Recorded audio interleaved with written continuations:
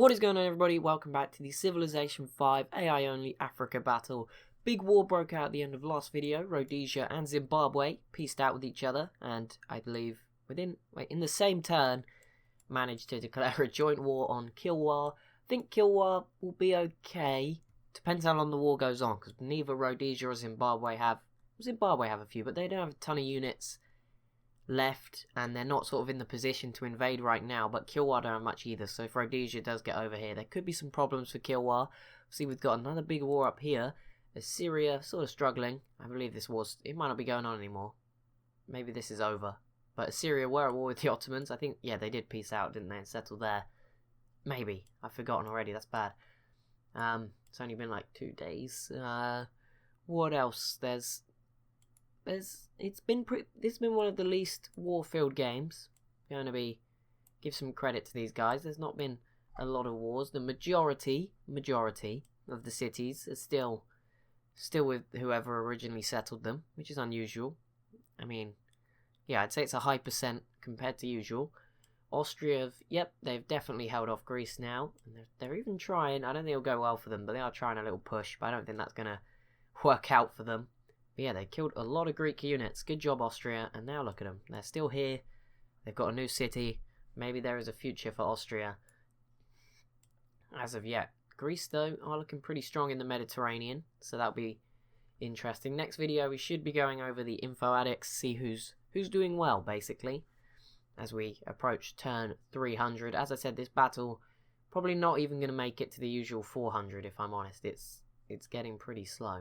I mean, sometimes it's not even opening. Like I had to load it twice today just to get it to open. So I think the mods may be starting to reach their limit. So we'll see, but we'll keep going for as long as we possibly can. Look at Mali finally building some roads. That's going to really help them move this big old army around. And Carthage is arriving. Don't know what they're doing, but they're crossing the Sahara, which is a big risk because they're leaving Carthage their actual land exposed. But they've got this navy, but that's not going to help them if they get attacked on land. But then Morocco don't really have anything, so they should be safe from that approach. Question is whether the Songhai... Who are they going for here? That's what I mean.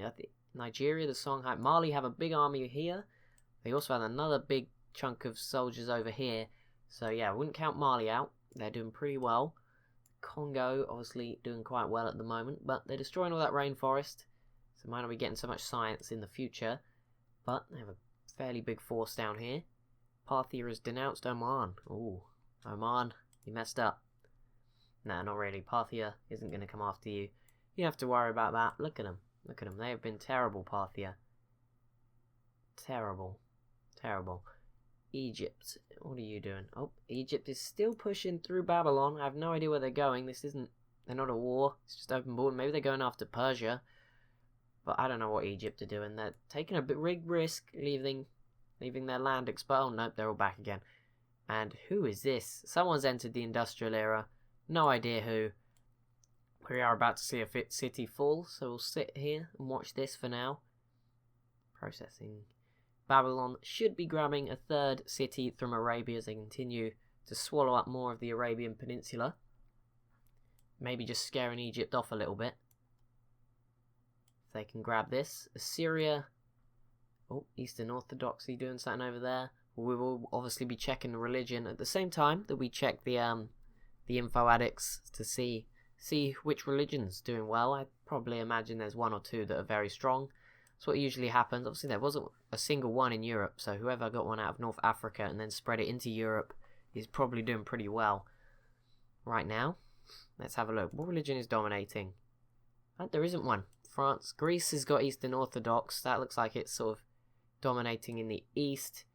Spain have got, there's a pantheon here. But it's not really spread to Europe, at least not Western Europe. As you can see, the game just keeps freezing. This is worrying. Congo versus Ethiopia, and Congo have planes. Where the heck did that come? They don't look like they should have planes, but they have a plane. Congo has a great... I mean, we were expecting this for a while. These two Ethiopian cities sort of in Central Africa. Not really protected at all. And yeah, Congo finally going to be the one to take them on. And they should find this pretty easily. I don't think Babylon actually took a city. And Mali just entered the modern era. So there you go. Mali aren't too far behind. Let's see then. Congo. I do want to watch Babylon try and take that city, but at the same time, this we might see something like a. I want to see how strong the Congo really are here. I need to stop moving the mouse around. I don't know why it's going slow today. It wasn't doing that the other day when I recorded, so hopefully it's just a today thing, and it will get better over time. But yeah, the game, like I said, is starting to have some problems. Not really sure why. I mean, I feel like this is a huge map. Obviously, it doesn't look huge, but well, you know, because it's Africa. We're used to being on world maps, but obviously, I think in terms of actual like tiles, I don't know exact comparison, but I imagine it's pretty close. And obviously, at the start, I moved everyone around. Maybe that's messing with things as well. It's causing some problems potentially. I don't know, but I did mess with a lot of stuff. Maybe me being at war with everybody. I don't know, maybe my PC just sucks. Probably a bit of both. Probably a bit of both. Because it's not taking too long to process. Like, it's doing pretty well considering we're nearly at turn 300 for how many turns we can get through in a video. Normally it's a lot slower by now, but yeah, it's just seems to be like a bit laggy as I move around the map, which is kind of annoying and freezy, which is worrying because it already crashed once when I opened it today, so that's not good, but it'll be fine, hopefully. Just fingers crossed. Okay, Congo making a start. Babylon are yet to take Medina, but they do now have a rifleman ready to strike. Rhodesia are starting a bit of a push, but they're fine. Kilwa are fine for now because there's not enough. But if all this other stuff gets over here, as does Zimbabwe, that could be a bigger problem. Mercuria piecing out with the Garamantes, and they were about to take Garama here, the Garamantian capital, and that would have eliminated. Oh no, it wouldn't. Garamantes are still out here too on the west of Africa, but yeah, that would have been bad for the Garamantes. I mean, you know, they're not having the greatest game anyway, but yeah, Mercuria nearly picked up a city in the Sahara, but at the same time, it's probably better for Mercuria that they didn't take that. I don't know how that would have fitted in with their plans. Medina has, yep, there we go. Medina falls. Arabia is pushed down into this bottom corner of the peninsula now. Babylon's starting to have quite a bit of land, and I don't know if the resources are placed accurately or not. Obviously, we can't see the oil and stuff. But yeah, maybe if they are accurately positioned, I imagine Babylon going to have a lot of oil, which is going to become increasingly important as we continue to move on forward. I don't think Babylon have the strength to go much further. They do need to rebuild and watch out for all their neighbours.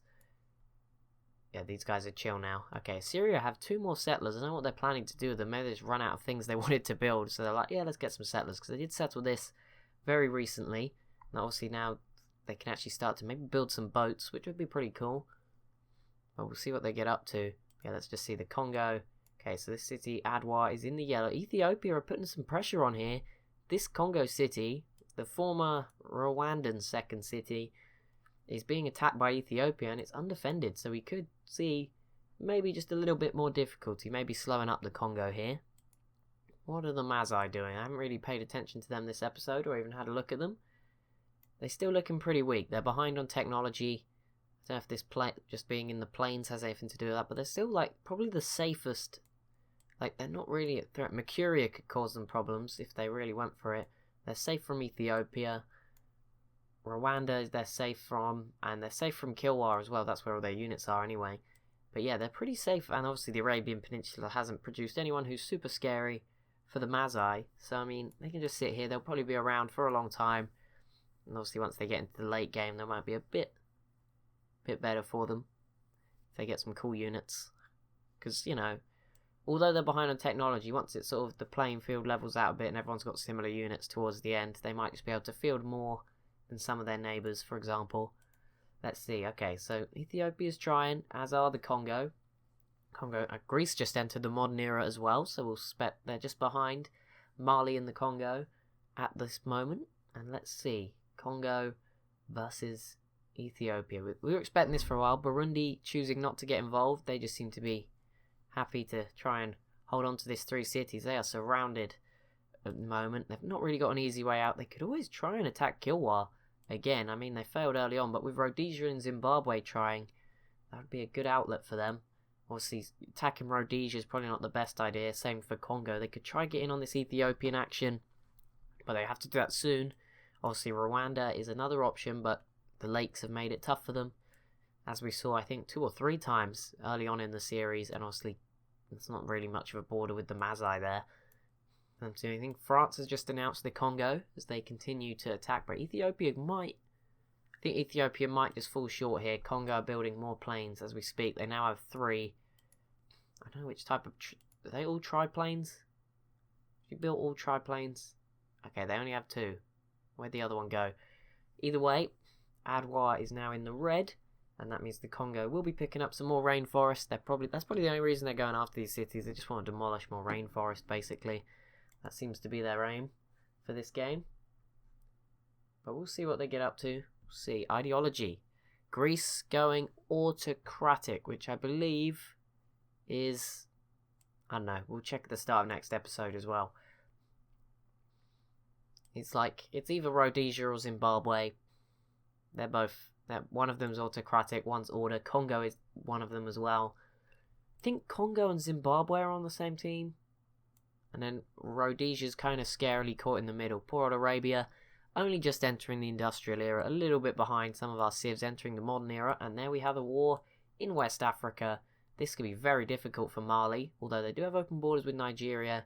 Against Benin, Carthage is arriving too, I imagine to also attack Benin by the look of it, because they've gone straight past the Songhai, Nigeria, and have open borders with Mali, who have great war infantry.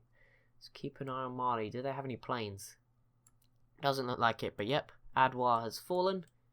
Ethiopia probably not. Yeah, they're not going to take this city, and they're not. Mercury has given them open borders, but I don't think they'll get over here in time. And that should mean that Harare will fall too, and the Congo starting to look like a giant blob. They didn't really look as big as some of their neighbours, but now on the map they are starting to look pretty scary down here. If they weren't already. I know a lot of people were rooting for the Congo. A lot of people thought the Congo were going to do well. And they have, so... But generally, the civs in the south have all done pretty well. Like, Zimbabwe are pretty strong as a Rhodesia if they would stop fighting each other. Obviously, Zimbabwe don't really have a choice. The Zulu are even doing okay. They lost a lot, though, by the look of it. Like Burundi. Oh, look, Burundi just settled a 4th city. There you go, Burundi. Good job. I mean, land you already had, but that's pretty cool. Just another city. You know, could at least just act as like a bombarding technique if you ever get invaded. Spain just entered the industrial era. These guys have so many units right now, but still, Iberia remains peaceful. Europe in general, like Spain, France, and Portugal, have just stayed out of anything. I think France is probably the strongest of these 3. They're about similar on tech with Portugal, but they do just have generally more, including boats in the Mediterranean. Have a few frigates, some ironclads. They've got to keep an eye on Rome, who have a lot of privateers.